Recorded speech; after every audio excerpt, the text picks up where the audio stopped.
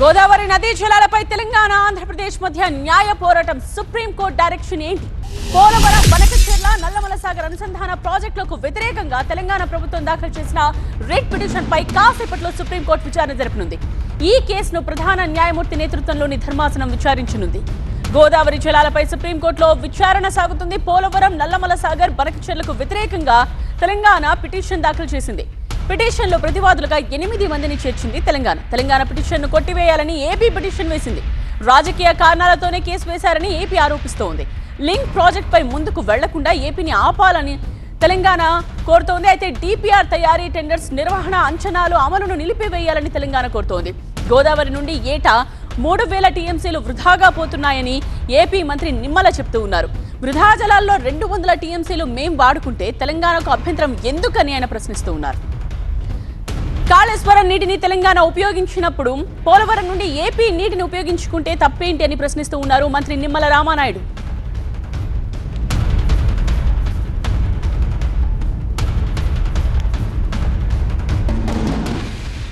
వృధాగా సముద్రంలో కలిసిపోతూ ఉంది, వృధాగా ఉప్పు నీటిలో కలిసిపోతూ ఉంది. అటువంటి వృధాగా ఉప్పు నీటిలో కలిసిపోయేటువంటి 3000 టీఎంసీల గోదావరి వరద నీరులో 200 టీఎంసీల నీరు రాయలసీమకి ఉపయోగించుకోవాలనేటువంటి మరి చంద్రబాబు నాయుడు గారు పోలవరం నల్లమల సాగర్ మరి ప్రాజెక్టుకి కూడా మరి ఇక్కడ ఉన్నటువంటి వైఎస్ఆర్సీపీ ప్రతిపక్షం కూడా మరి అడ్డగోలుగా మాట్లాడేటువంటి పరిస్థితి ఉండడం, మరి ఏదైతే ఈరోజు చూస్తున్న లెక్కలు చెప్తూ ఉన్నాయి. ఈవేళ 50 సంవత్సరాల చరిత్రలో చూస్తే మరి దగ్గర 2904 టీఎంసీల నీరు ప్రతి సంవత్సరం యావరేజ్ని పోతుంది. దగ్గర 3000 టీఎంసీ లాస్ట్ 50 ఇయర్స్. అందుకే ఆ రోజు కాళేశ్వరం ఏ రకంగా అయితే గోదావరి నీటిని ఉపయోగించి నిర్మాణం చేసుకున్నారు, అదేవిధంగా అదే గోదావరి దిగువన ఉన్నటువంటి రాష్ట్రం ఆంధ్రప్రదేశ్ ఈవేళ పోలవరాన్ని ఉపయోగించుకుని మరి ఈవేళ ఆ 200 టీఎంసీలు నీరు తీసుకుంటే తప్పేంటి అని చెప్పి ఈరోజు ప్రశ్నిస్తూ ఉన్నాం. గోదావరి జలాలపై సుప్రీంకోర్టులో విచారణ స్టార్ట్ అయిపోయింది. మా బ్యూరో చీఫ్ గోపి లైవ్ లో జాయిన్ అవుతున్నారు కంప్లీట్ డీటెయిల్స్ తో. గోపి, ఎటువంటి వాదనలు వినిపిస్తూ ఉన్నారు ఏపీ అలాగే తెలంగాణ తరఫున? ఎస్, 2 తెలుగు రాష్ట్రాలు కూడా గోదావరి నదీ జలాల విషయంలో న్యాయ పోరాటం చేస్తున్నాయి.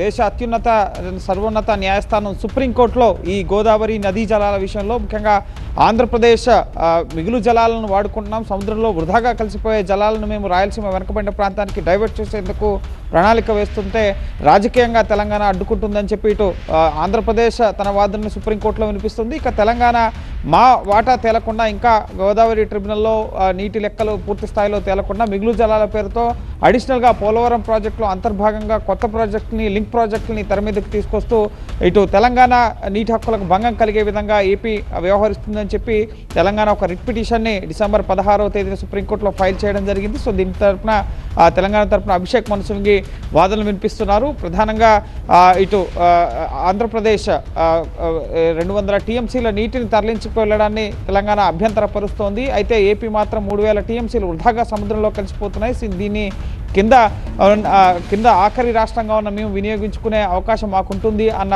వాదన వినిపిస్తూ కేవలం రాజకీయ కోణంలోనే దీన్ని వ్యతిరేకిస్తున్నారు. ఈ పిటిషన్ని కొట్టివేయాలని చెప్పి ఆంధ్రప్రదేశ్ సుప్రీంకోర్టుని కోరబోతోంది. సో తెలంగాణ వాదన ముఖ్యంగా ఎటువంటి డిపిఆర్లకు కానీ, ఫీజిబిలిటీ రిపోర్ట్స్ కానీ, అలాగే టెండర్లను ప్రక్రియను పిలవడానికి కానీ వేవిటికి కూడా పూర్తిగా నీటి వాటా లెక్కలు తెలిందే ఈ ప్రాజెక్టులకు అనుమతులు ఇవ్వకుండా కేంద్ర ప్రభుత్వాన్ని, అలాగే సెంట్రల్ వాటర్ కమిషన్ని, ఈ విధంగా 8 మంది ప్రతివాదుల్ని తెలంగాణ ప్రభుత్వం చేర్చడం జరిగింది. కేంద్ర జలశక్తి శాఖ, కేంద్ర ఆర్థిక శాఖ, Polavaram project authority, Godavari river management authority, అంతేకాకుండా ఇటు ఆంధ్రప్రదేశ్ ప్రభుత్వం, కేంద్ర పర్యావరణ శాఖ, ఈ విధంగా 8 విభాగాలకు సంబంధించిన కార్యదర్శుల్ని ఈ కేసులో ఇంప్లీట్ చేయడం జరిగింది. సో సుప్రీంకోర్టు ఎటువంటి ఆదేశాలు ఇస్తుందన్న ఉత్కంఠ నెలకొంది. ఎందుకంటే గతంలో ఇటువంటి వాటర్ డిస్ప్యూట్స్ వచ్చినప్పుడు కర్ణాటక, తమిళనాడు మధ్య మీరు కూర్చుని మాట్లాడుకుని సమస్యలు పరిష్కరించుకోవాలని చెప్పి సూచించిన పరిస్థితి కూడా ఉంది. అయితే ఇప్పుడు అనుమతులు లేకుండానే ప్రాజెక్టులపై ముందుకు వెళ్తుంది. సిడబ్ల్యూసీ కానీ, కేంద్ర జలశక్తి శాఖ కానీ, పోలవరం ప్రాజెక్ట్ అథారిటీ కానీ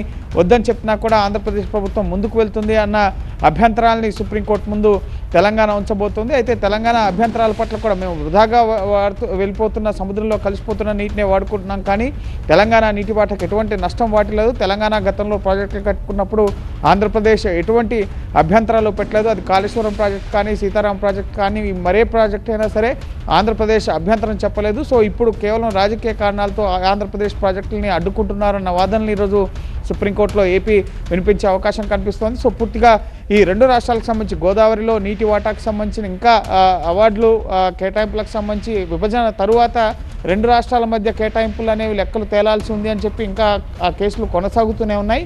అయినప్పటికీ ఇప్పుడు కొత్త ప్రాజెక్టులను ఏపీ గతంలో ఈ పోలవరం బనకచెర్ల ప్రాజెక్టు పేరుతో ప్రాజెక్టుతో ముందుకు రావడం జరిగింది. ఆ తర్వాత దాన్ని కేంద్రం అపోజ్ చేయడంతో పోలవరం బనకచెర్ల కాస్త పోలవరం నల్లమల సాగర్ ప్రాజెక్టు దాన్ని మార్చడం జరిగింది. సో ఇప్పుడు దాన్ని కూడా తెలంగాణ అభ్యంతరం వ్యక్తం చేస్తున్న పరిస్థితి. సో చూడాలి మరి సుప్రీంకోర్టు తీర్పు ఆదేశాలు ఈ కేసుకు సంబంధించి తెలంగాణ పిటిషన్ ఎంటర్టైన్ చేస్తుందా, ఆంధ్రప్రదేశ్ ప్రభుత్వ వాదన ఎంతమందికి పరిగణలోకి తీసుకుంటుందో, ఎటువంటి ఆదేశాలు ఇవ్వబోతుందనేది మరి కాసేపట్లో తెలియబోతోంది.